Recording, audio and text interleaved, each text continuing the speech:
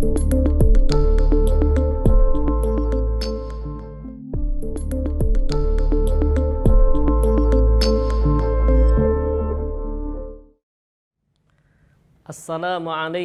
warahmatullahi wabarakatuh.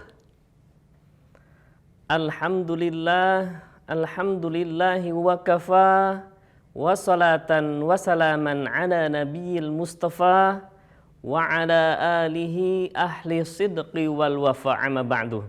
Wa usalli wa usallimu ala habibina Muhammadin sallallahu alaihi wasallam wa ala alihi wa sahbihi ajmain, amma ba'du. Sobat Eksyar yang dimuliakan Allah Subhanahu wa taala. Puji syukur kehadirat Allah Rabbul Ghafur.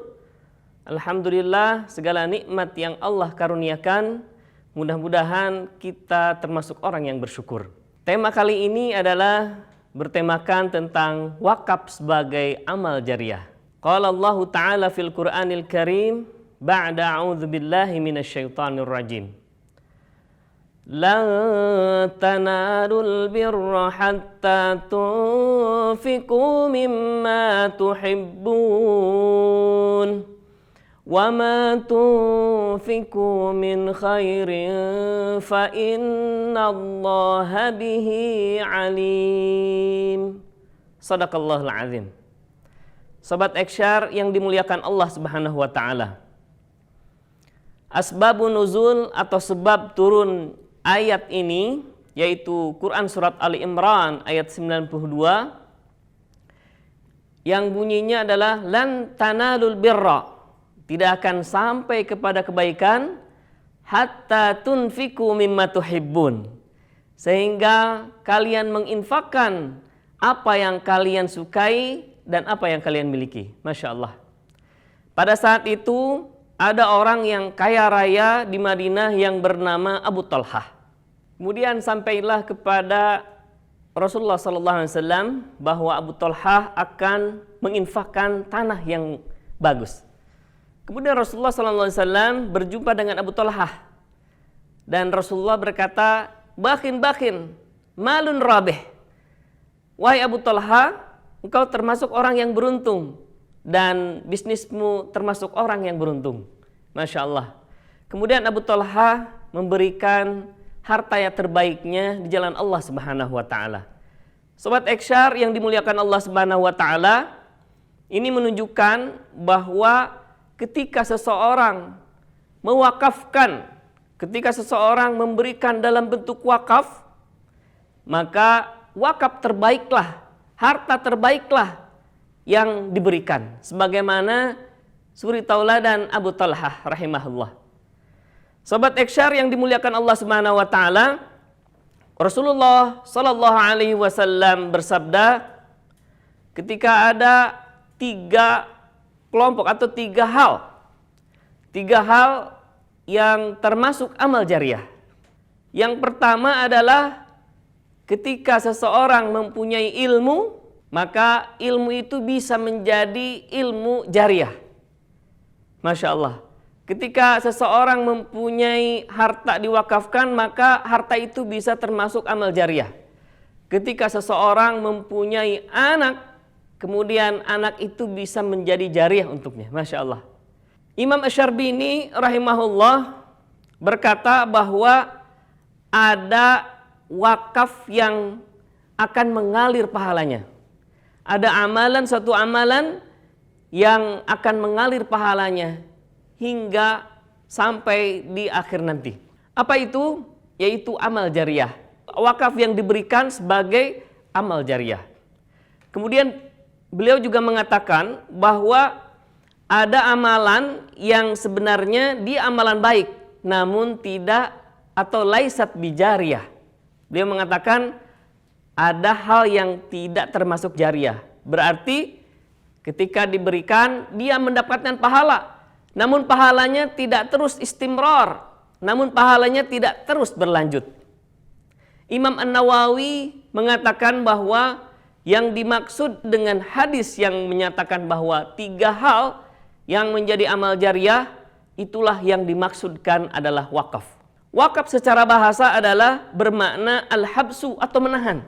Kemudian para ulama menyebutkan wakaf adalah habsu mal, menahan harta di jalan Allah Subhanahu wa taala, kemudian menyerahkannya untuk kepentingan umat. Masya Allah. Sobat Eksyar yang dimuliakan Allah Subhanahu wa taala, semakin banyak harta yang diberikan, maka semakin banyak peluang untuk mendapatkan amal jariah.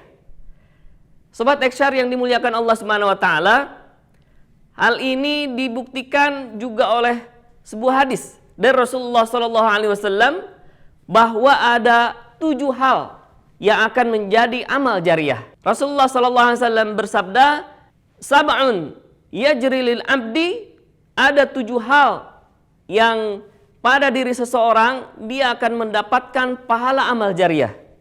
Apa itu 7 hal? Yang pertama adalah ilmun man 'allama ilman. Barang siapa yang mengamalkan, mengajarkan suatu ilmu. Masya Allah. Ilmu yang bermanfaat adalah ilmu yang diberikan karena Allah Subhanahu wa taala dan termasuk amal jariah.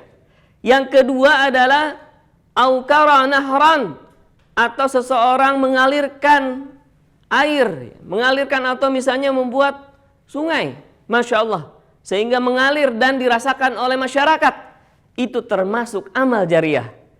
Kemudian yang ketiga adalah au hafran bi'ran au gharsanahlan, atau ada seseorang yang menyuburkan, di sini disebutkan kurma, atau pepohonan yang bisa dimanfaatkan oleh masyarakat.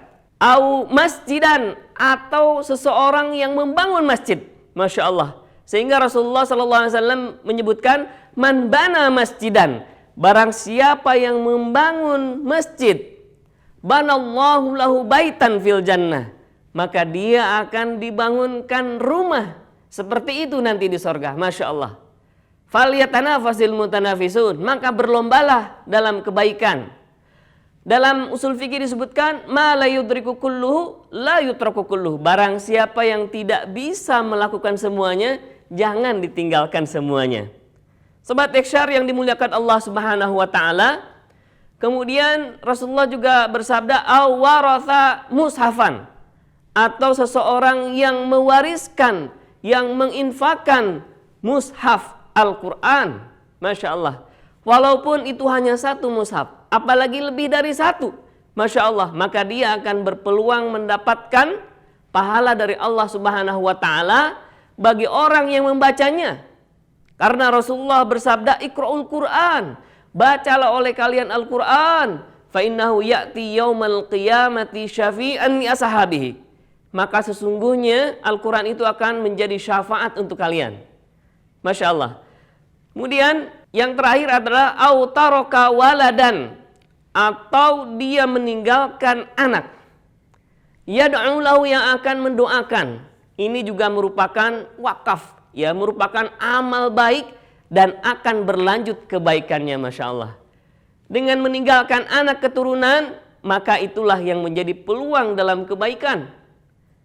Berarti ada orang yang mempunyai anak, kemudian ada orang yang tidak mempunyai anak, kan seperti itu. Berarti kalau dia dianugerahkan anak, seorang anak atau lebih dari 1, maka yakinlah itu adalah merupakan pintu kebaikan. Namun bagi orang yang tidak dikaruniai anak, maka banyak hal yang bisa dilakukan sebagai amal jariah. Maka dari itu, mari kita sama-sama berlomba dalam kebaikan. Falyatanafasil mutanafisun, fastabiqul khairat. Mari kita berlomba dalam kebaikan.